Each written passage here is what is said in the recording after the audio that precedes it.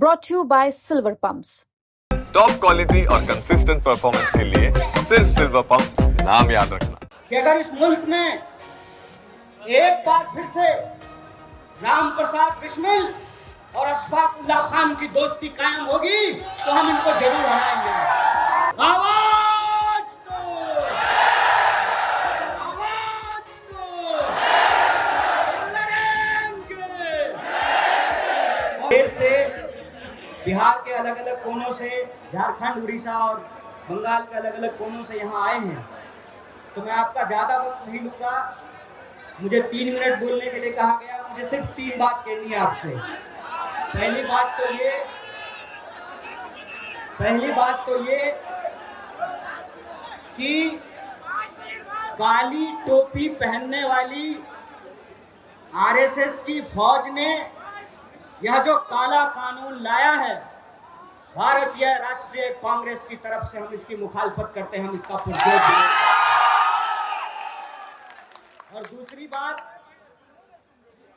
कि हमारा यहाँ आना ये कोई सियासी कदम नहीं है। हम सिर्फ और सिर्फ उस वादे को निभाने के लिए यहाँ आए हैं जो वादा इस देश में गांधी ने मौलाना अबुल कलाम आजाद को किया था। हम उस वादे को निभाने के लिए आए हैं और वो वादा ये है कि गांधी कहते हैं, रघुपति राघव राजा राम, पतित पावन सीताराम, ईश्वर अल्लाह तेरो नाम, सबको सम्मति दे भगवान, हम सबकी सम्मति दे। और हम आपसे माफी मांगते हैं कि इस देश में सेकुलरिज्म को बचा के रखने की जिम्मेवारी हमारे कंधों पर थी। गांधी के देश में गोड से गद्दी पर बैठा है, इसके लिए हम आपसे माफी मांगते हैं। लेकिन हम आपसे वादा करते हैं कि अगर इस मुल्क में एक बार फिर से राम प्रसाद बिस्मिल और अशफाक उल्लाह खान की दोस्ती कायम होगी तो हम इनको जरूर हराएंगे। और इसी अजीमाबाद की धरती पर बिस्मिल अजीमाबादी ने कहा था, सरफरोशी की तमन्ना अब हमारे दिल में है, देखना है जोर कितना बाज में कातिल में है। चाहे इसकी जो भी कीमत चुकानी पड़े, खुले मन से पूरे देश की आवाम को कांग्रेस पार्टी की तरफ से मोहब्बत का ये पैगाम है कि सियासत में जितनी भी शिकस्त मिले मंजूर है, लेकिन सत्य के साथ समझौता नहीं करेंगे, इस देश के संविधान के साथ समझौता नहीं करेंगे। और तीसरी और आखिरी बात, ये कभी मत सोचना कि कोई लड़ाई एक कौम की लड़ाई है। ये कभी मत सोचना कि इंसाफ की लड़ाई एक धर्म को मानने वालों की लड़ाई है। ये कभी मत सोचना कि न्याय की लड़ाई एक जहदी को कायम करने की जिम्मेवारी सिर्फ रहमान के कंधे पे है, बल्कि एक जहदी को कायम करने की जिम्मेवारी राम के भी कंधे पे है। इस बात को याद रखना। इसीलिए वक्त के खिलाफ यह जो साजिश रची गई है, उस संबंध में आप एक बात जान लीजिए, आज तुम्हारी बारी है, कल बारी हमारी है। और मैं एक बात बोल करके अपनी बात को खत्म करूंगा। मैं आपको याद दिलाना चाहता हूं, जब 370 हटाया जा रहा था तब हमारे व्हाट्सएप पे मैसेज आता था, शाबाश मोदी जी, अब तो हम डल लेक के सामने जमीन खरीदेंगे। मेरे टोले मोहल्ले के लोगों, बताओ कितनी जमीन तुमने डल लेक के सामने खरीदी है, बता दो जरा हमको। जब CA/NRC आया तब फिर हमारे व्हाट्सएप ग्रुप पर मैसेज आया कि जो घुसपैठिए हैं उनको भगा करके उनका मकान और दुकान हमको दे दिया जाएगा। बता दो कितना मकान और दुकान तुमको मिला है। ये साजिश है, साजिश समझ लेना।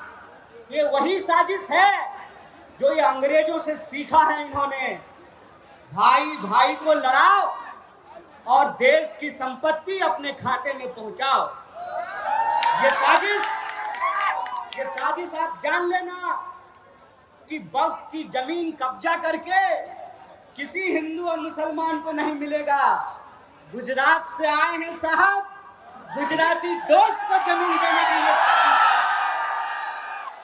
अगर किसी को लगता है कि ये जमीन कब्जा करके आपको मिलेगा, तो एक बात बता दीजिए, जब देश के आदिवासी अपने जल जंगल जमीन के लिए लड़ रहे हैं, तब देश की महामहिम आदिवासी हैं। जब दलितों के खिलाफ एक बड़ा साजिश रचा गया, SC/ST कानून को खत्म करने की साजिश की गई, तब देश के महामहिम एक दलित थे।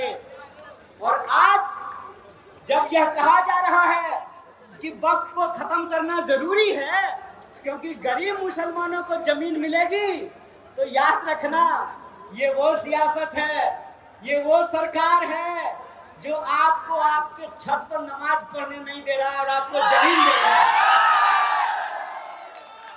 अरे इनका तो बस एक ही कहना है, राम नाम जपना, पराया माल। इस खेल को समझ जाइए। इसीलिए यहाँ जो लोग खड़े हैं, मैं उनको बताने समझाने के लिए नहीं आया हूँ। मेरी आवाज जहां तक पहुंच रही है, मैं बिहार के आवाम को और देश को यह बताने आया हूं, दूसरे के तकलीफ में हंसने की संस्कृति भारतीय होने की संस्कृति नहीं है। ये भारत का इतिहास नहीं है। भारत की संस्कृति ये है कि हम अपने धर्म की इज्जत करते हैं और दूसरे के धर्म का भी सम्मान करते हैं। ये भारतीय होने का मतलब होता है। भारतीय होने का मतलब ये होता है कि हम अपने घर में सुख चैन से रहें, तुम अपने घर में सुख चैन से रहो। जो दूसरे के इबादत खानों पर, दूसरे की जगहों पर झंडा गाड़ते हैं, उनके पास ईमान नहीं, बेईमानी है। इस बात को याद रखिएगा। इसीलिए जब आज RSS कह रही है कि संविधान से, प्रस्तावना से समाजवाद और धर्मनिरपेक्षता निकाली जाएगी, इसका मतलब यह है कि आज एक शब्द निकाला जा रहा है, कल को पूरी किताब बदली जाएगी।